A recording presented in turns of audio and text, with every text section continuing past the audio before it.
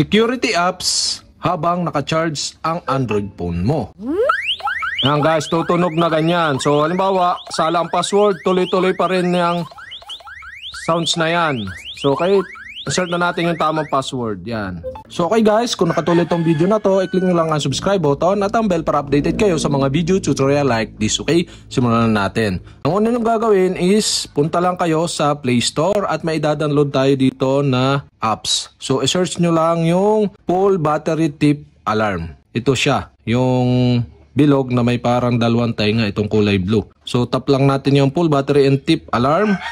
Tapos install lang natin, tap nyo yung install. At mabilis lang naman yan guys. O tap na natin yung open. Or punta kayo dun sa mismong app. So ito siya, tap nyo lang. At pag ganito lumabas, tap nyo yung allow. Tapos hanapin nyo yung battery alert. Ito siya yung icon, yung pinakang application. Tapos select nyo yung allow.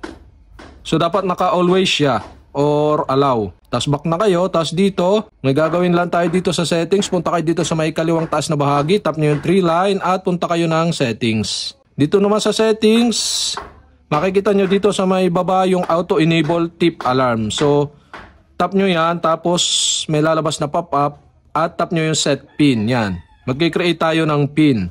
So dito, what was the name of your primary school? So okay, halimbawa, LPNHS. Yan. Tapos tap natin yung OK button. Tapos magseset na tayo ng PIN. So sample natin 1, 2, 3, 4. Tapos confirm password or PIN 1, 2, 3, 4. Yan. Nakaset na tayo ng PIN.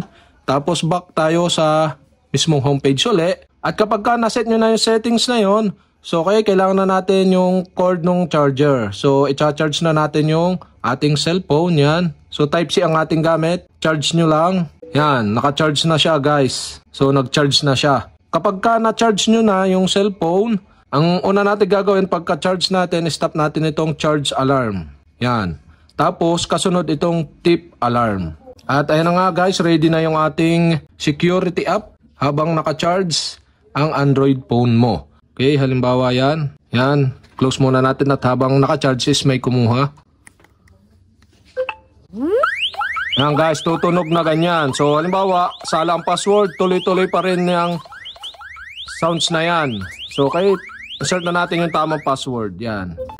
At once na mailagay na natin yung tamang password, mag-o-off na yung alarm niya. So kapag ka wrong password, dire-diretso lang yung sounds niya. So ma-alert kayo agad kapag ka nanakaw ang inyong Android phone.